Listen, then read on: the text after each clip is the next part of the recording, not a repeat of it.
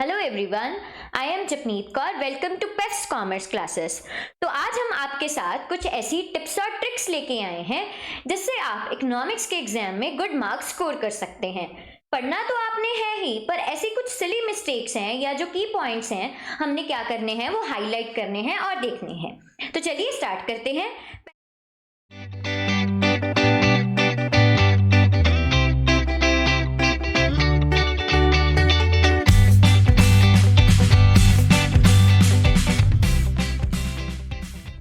पहला हमारे पास है point, that is precise answers. Precise answers अब क्या होते हैं कि आपने ब्रीफ आंसर देना है, टू द पॉइंट बात करनी है। जो क्वेश्चन की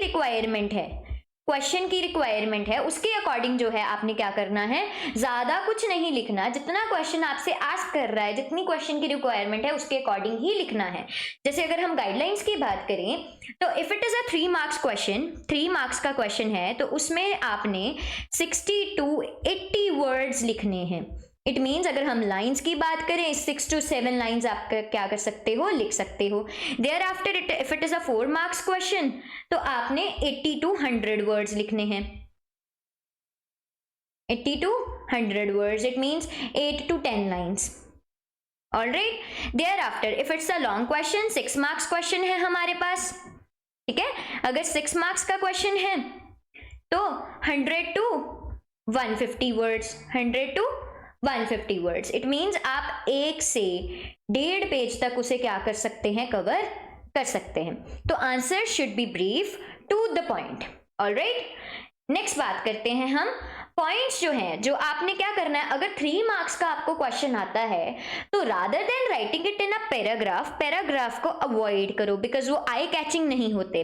राइट देम इन पॉइंट्स में अटेम्प्ट करो उसे। अगर आप 3 मार्क्स का क्वेश्चन है, 3 पॉइंट्स भी लिख रहे हैं और एक पॉइंट की जो लेंथ है वो 2 लाइन्स की है, तो हमारा तो काम हो गया यहाँ पे। ऑलराइट, तो हमने क्या करना है, rather than writing it in a paragraph, points को हमने चूज करना है, पॉइंट्स में लिखना है। अगर पॉइंट्स के आप हेड्स नहीं बना रहे, हेडिंग्स नहीं बना रहे, तो अगर आपने एक लाइन में एक पॉइंट को एक्सप्लेन किया है तो उसके जो कीवर्ड्स हैं, इंपॉर्टेंट वर्ड्स हैं जो आप लाइन में डिपिक्ट करना चाहते हो। जैसे अगर हम फ्यूडल इकोनॉमी की बात करें, फ्यूडल है तो आप फ्यूडल को क्या करेंगे, अंडरलाइन करके आ सकते हैं, आइदर विद पेंसिल और पेन, जिससे आपको कन्वीनियंट लगे, ठीक है। तो हमने पैराग्राफ को अवॉइड करना है और उसको पॉइंट्स या हेड्स में डिस्क्राइब करना है, और जो इंपॉर्टेंट पॉइंट्स हैं उनको क्या करना है, हाईलाइट करना है कि इतने आई कैचिंग हो, टीचर को पूरा पॉइंट पढ़ने की जरूरत ही ना पड़े। ऑलराइट, चलिए नेक्स्ट पॉइंट देखते हैं, लॉन्ग क्वेश्चंस। अगर आपको लॉन्ग क्वेश्चन आता है, अगर वो 6 मार्क्स वाला क्वेश्चन है, आप 1 से 1.5 पेज लिख के आ रहे हो, तो एंड में उसका कंक्लूजन जो है हमने लिखना ही लिखना है। कंक्लूजन मींस कि एंड में आपका जो क्वेश्चन है वो क्या कहना चाह रहा है। तो 2 to 3 लाइन्स में आप अपना जो कंक्लूजन है वो ड्राइव कर सकते हो। ऑलराइट, अगर आपको कोई क्वेश्चन आता है कि इंडिया की ऐसी इकोनॉमी है तो आप ऐसे डिपिक्ट करना है, तो लास्ट की जो 2 लाइंस होंगी तो आप उसमें कंक्लूजन दे सकते हैं। देयर आफ्टर टेबुलर और डायग्राम्स, टेबल रिप्रेजेंटेशन हो या डायग्राम्स हो। ऑलराइट, टेबुलर रिप्रेजेंटेशन हो या डायग्राम्स हो, तो ये बहुत ज्यादा इफेक्ट डालते हैं। अगर क्वेश्चन में टेबुलर रिप्रेजेंटेशन की गई है या शेड्यूल बनाने को बोला गया है तो आप यही बनाओगे। अगर ऐसा नहीं है तो आप डायग्राम्स को भी चूज कर सकते हैं। जैसे अगर हमें इन्फ्लेशन और डिफ्लेशन का, इन्फ्लेशनरी गैप और डिफ्लेशनरी गैप का डिफरेंस आ जाए तो हम क्या करेंगे, उसमें डायग्राम की मदद से उसको डिपिक्ट कर सकते हैं। इससे क्या होगा कि हाईलाइट हो जाएगी आपकी इंफॉर्मेशन। ऑलराइट, तो इन्फॉर्मेशन क्या हो जाएगी, हाईलाइट हो जाएगी कि बच्चे को देखो कंसेप्ट कितनी अच्छी तरह से आता है कि वो इन्फ्लेशन और डिफ्लेशन का अपना डायग्राम भी बना के गया है। इट मीन्स उसने इन डेप्थ स्टडी की है। और शेड्यूल की मदद से, एग्जाम्पल्स की मदद से आप एग्जाम्पल भी दे सकते हो। अगर आपको क्वेश्चन आता है, जैसे फॉर एग्जांपल इंडियन इकोनॉमी का कोई क्वेश्चन है, ऑलराइट, इंडियन इकोनॉमी का कोई क्वेश्चन है, तो इंडियन इकोनॉमी में क्या करना है, जैसे आप ब्रिटिशर्स के टाइम पीरियड से उसे लिंक करके दे सकते हो कि इंडिया जो थी वो एक स्टैग्नेंट इकोनॉमी थी। स्टैग्नेंट इकोनॉमी कैसे थी कि ग्रोथ रेट रुका हुआ था, विद 0.1% या ग्रो करती थी एंड ऑल। तो आप एग्जाम्पल्स की मदद से अपने जो आंसर्स हैं उन्हें और भी आई कैचिंग बना सकते हो। Examples would be like icing on the cake, सोने पे सुहागा होंगी, टीचर को ऐसे लगेगा कि बच्चे ने तो इन डेप्थ स्टडी की है। ऑलराइट, देयर आफ्टर अब अगर हमारे पास आता है, वैसे तो लड़कों को ये मेनली प्रॉब्लम होती है, राइट दी फॉर्मूलाज प्रॉपरली। जो फॉर्मूले हैं तो आपने क्या करने हैं, प्रॉपरली उन्हें लिखना है। अगर जैसे एडीएएस वाला चैप्टर है हमारे पास, aggregate demand and related concepts, उसके हमारे पास फॉर्मूले आते हैं, average propensity to consume, average propensity to save, MPC and MPS as well.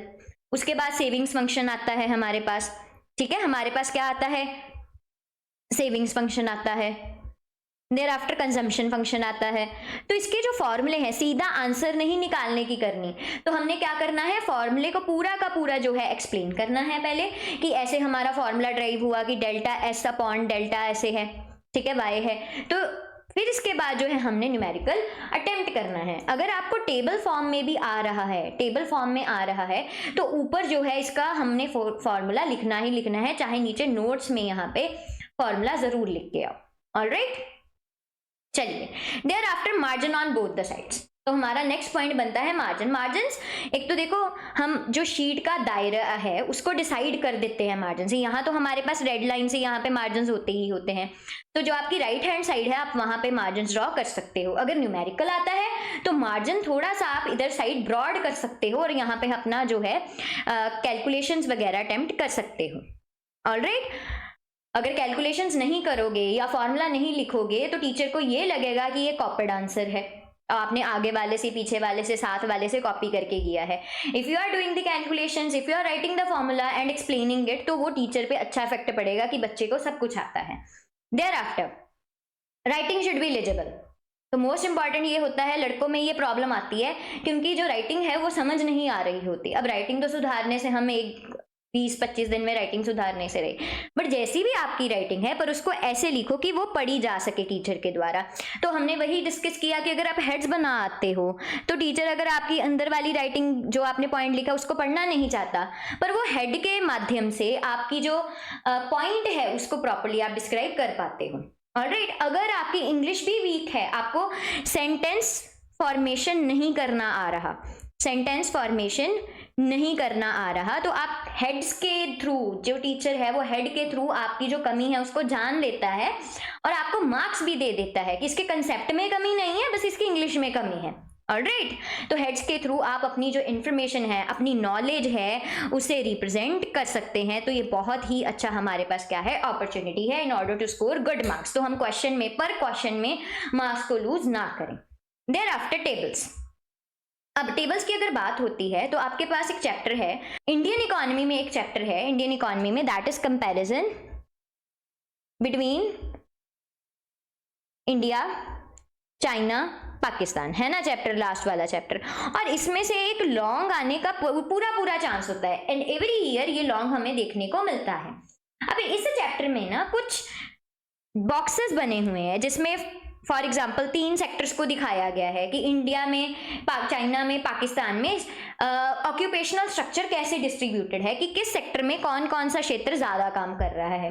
For example China में अगर हम बात करें तो जो सेकेंडरी इकोनॉमी है, जो सेकेंडरी सेक्टर है वो ज्यादा फ्लॉरिश्ड है rather than India and China. तो आपको ऐसी टेबुलर रिप्रेजेंटेशन दी हुई है कि ये डाटा दिया हुआ है कि इसको आप क्या करो, एनालाइज करो, ठीक है, एनालाइज करो इस डाटा को। तो आपने उन टेबल्स को प्रॉपरली एनालाइज करके जाना है और बहुत ज्यादा संभावना है कि इस comparison between India, China and Pakistan, इस चैप्टर में से आपको एक टेबल ऑब्जर्वेशन के लिए, एनालिसिस के लिए जरूर देखने को मिलेगा।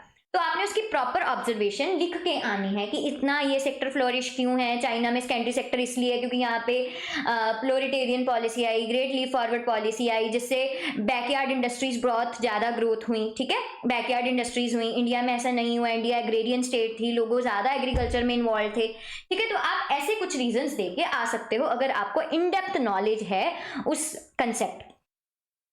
तो अगर हम बात करें चैप्टर्स की टेबल्स की, तो हमें देखा है कि हमने चैप्टर्स में जो है, चैप्टर्स में भी कुछ इंपॉर्टेंट टेबल्स बने होते हैं कि जो डाटा है आपका sometimes it is represented in the form of tables. तो टेबल्स में डाटा दिया गया होता है। जैसे अगर हम बात करें तो इंडियन इकोनॉमी का जो हमारा फर्स्ट चैप्टर है उसमें जो है एक स्यूज कैनाल का टॉपिक है, स्यूज कैनाल का। अब ये तो है नहीं कि अगर वो बॉक्स में बंद है तो इंपॉर्टेंट नहीं है, तो आपने जो है जो बॉक्सेस हैं चैप्टर के इन बिटवीन जो बॉक्सेस बने होते हैं तो उनको जरूर रीड करना है। बहुत बार देखा जाता है कि क्वेश्चन इन जो बॉक्सेस हैं उसमें से ही आ रहे हैं, तो आपने इनको अवॉइड नहीं करना। ऑलराइट, तो इन बिटवीन द चैप्टर्स जो बॉक्सेस हैं, do read them. Thereafter we move on to the topic that is NCERT questions। अब NCERT questions, अब आप जो मर्जी बुक फॉलो कर रहे हो, चाहे वो TR जैन है, कोई भी है, ठीक है, TR जैन के पीछे जो है NCERT क्वेश्चंस दिए होते हैं, सॉल्व किए गए होते हैं, तो आपने जरूर उनको अटेम्प्ट करना है, जरूर पढ़ के जाना है कि क्वेश्चन का जो नेचर है वो कैसा है, ठीक है। तो अगर आप TR जैन करोगे, आपने पूरा जो है चैप्टर का टेक्स्ट रीड आउट कर लिया, ऑलराइट, उसके बाद जो उसके पीछे क्वेश्चंस हैं उनको जरूर ट्राई करनी है, कि इससे आपको पता लग जाएगा कि आपकी कितनी अंडरस्टैंडिंग बनी है कंसेप्ट को लेके, ठीक है। So this is the best practice. Chapter खत्म करो, रीड आउट करो पूरा चैप्टर, उसके बाद जो क्वेश्चंस हैं उनको अटेम्प्ट करना शुरू करो, ठीक है।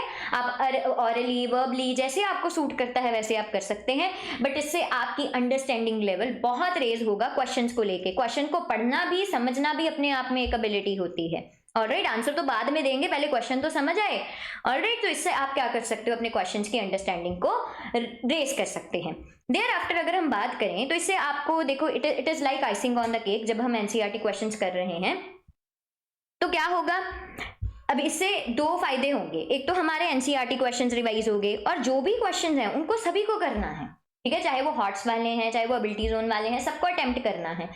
एक NCERT क्वेश्चन रिवाइज हो गए और एक हमने चैप्टर पढ़ा, पता लग गया कितना समझ आया है, कितना हमें याद है, रिटेन्ड है, तो इट्स लाइक प्रैक्टिस, तो आपकी गुड प्रैक्टिस हो जाएगी इससे, ठीक है। चलिए नेक्स्ट देखते हैं, दैट इज न्यूमेरिकल्स। अब जो आपने न्यूमेरिकल्स करने हैं, चाहे वो ADAS वाले चैप्टर वाले हों, aggregate demand and related concept वाले, चाहे वो गवर्नमेंट बजट वाले हों, ठीक है, चाहे वो नेशनल इनकम वाले हों, तो सारे आपने जो न्यूमेरिकल्स हैं वो अटेम्प्ट करने हैं। Numericals come with practice. तो आप अगर ऐसे फॉर्मूला देख के जाओगे, ये कुछ नहीं होने वाला जब आप अपने आप जो है क्वेश्चंस को अटेम्प्ट नहीं कर रहे। तो एबिलिटी जोन को छोड़ना नहीं है। कई बार क्या देखा जाता है कि एबिलिटी जोन जैसे सेम टू सेम क्वेश्चन नहीं आ सकता, पर रिलेटेड क्वेश्चन जरूर आ जाते हैं फिगर्स चेंज करके, ठीक है, फिगर चेंज करके रिलेटेड क्वेश्चन जरूर आते हैं। और अगर मैं एग्रीगेट डिमांडेड रिलेटेड कंसेप्ट की बात करूं तो आप इसको लॉन्ग में नहीं देखोगे क्वेश्चन को, बट आपके जो ऑब्जेक्टिव पेपर है 1 मार्क्स के जो क्वेश्चंस आते हैं उसमें जो मेनली जो क्वेश्चंस है वो एग्रीगेट डिमांडेड रिलेटेड कंसेप्ट से आ रहे हैं, चाहे वो एस फंक्शन से आ रहा हो चाहे सी फंक्शन से, तो इसको छोड़ना नहीं है, ऑलराइट। तो the last one is precautions of national income. तो बहुत सारे बच्चे ये छोड़ के जाते हैं प्रिकॉशंस जो है नेशनल इनकम के। 3 मेथड्स हैं हमारे पास, value added, expenditure method and income method. तो इसके पीछे जो है प्रिकॉशंस दिए हुए होते हैं, हर एक मेथड के बाद प्रिकॉशंस हैं कि किस किस बातों का ध्यान रखना है, ठीक है। जैसे सेकंड हैंड आइटम्स इंक्लूड नहीं करनी, विंडफॉल गेन्स नहीं इंक्लूड करने, तो आपने जरूर वो पढ़ के जाने हैं, because 1 question could be found from this, alright. तो आपने ये करना ही करना है, प्रिकॉशंस करने ही करने हैं। तो ये कुछ ऐसी टिप्स एंड ट्रिक्स हैं जिससे आप अपने मार्क्स लूज होने से बचा सकते हैं। Thank you.